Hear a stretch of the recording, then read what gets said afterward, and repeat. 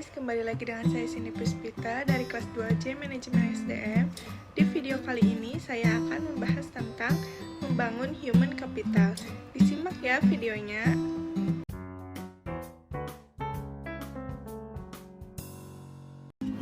Human Capital Management. Yang pertama ada SDM.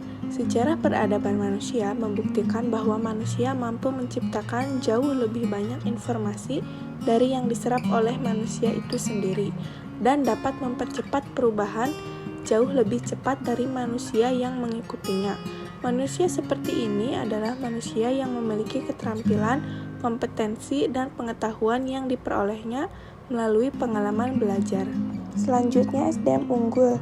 Jika suatu bangsa ingin maju dan sejahtera, maka bangsa itu memprioritaskan investasi pembangunan SDM untuk mencapai tingkat nilai yang tinggi dan tersedianya SDM unggul. Penekanan nilai ini membantu manusia lebih kreatif, produktif, dan mampu menyelesaikan masalah yang dihadapi dan bekerja keras dengan komitmen dan dedikasi tinggi, didukung dengan integritas tinggi. Selanjutnya ada investasi pendidikan untuk SDM unggul.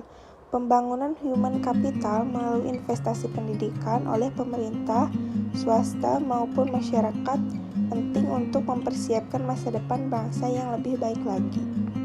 Lalu, variabel penting dalam SDM adalah kemampuan, sikap, nilai-nilai, kebutuhan-kebutuhan, dan karakteristik demografinya. Pentingnya manajemen SDM, sifat SDM selalu berkembang dinamis, baik jumlah maupun mutunya. Maka untuk memperoleh keseimbangan antara SDM yang tersedia dengan tingkat perkembangan ekonomi pada tahap tertentu, diperlukan manajemen SDM yang tepat pada tingkat nasional dan daerah. Selanjutnya, penekanan kualitas SDM. Yang pertama, kualitas spiritual, meliputi aspek iman, takwa, dan moral. Yang kedua, kualitas masyarakat dan berbangsa, termasuk kesetiakawanan sosial, rasa tanggung jawab, dan disiplin sosial. Yang ketiga, ada kualitas karya yang meliputi faktor pribadi, yaitu kecerdasan, pengetahuan, keterampilan, dan mandiri. Yang kedua, faktor lingkungan dalam organisasi seperti situasi kerja dan kepemimpinan. Yang ketiga, faktor luar organisasi seperti memahami nilai-nilai sosial dan ekonomi. SDM yang diperlukan di Indonesia adalah orang yang cakap, dapat dipercaya, memiliki motivasi tinggi, memiliki kemampuan dan kecakapan, menciptakan iklim hubungan yang produktif, dan mengembangkan iklim kerjasama tim yang solid. Secara harfiah, pengertian modal manusia adalah pengetahuan, keahlian, kemampuan, dan keterampilan yang menjadikan manusia sebagai modal atau aset suatu bangsa.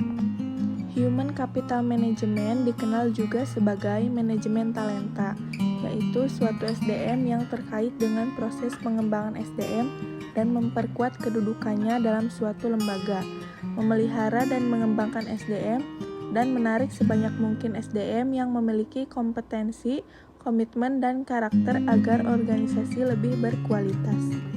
Dalam human capital, MSDM adalah penggunaan dan pengaplikasian fungsi-fungsi manajemen yang memfokuskan perhatiannya pada pengelolaan dan pengaturan peranan SDM dalam suatu organisasi. Selanjutnya, human capital dan investasi pembangunan SDM. Yang pertama ada standar kualitas. Kualitas produktivitas memenuhi standar apabila SDM mendapatkan pengalaman belajar dan latihan yang cukup untuk penguasaan ilmu pengetahuan dan keterampilan sesuai bidang peminatannya. Yang kedua ada konsep human capital atau modal manusia. Konsep human capital berkaitan dengan fakta bahwa pada dasarnya manusia akan menanamkan investasi dalam dirinya melalui pendidikan, pelatihan, dan aktivitas lain yang akan meningkatkan pendapatan mereka di masa depan melalui peningkatan penghasilan seumur hidup.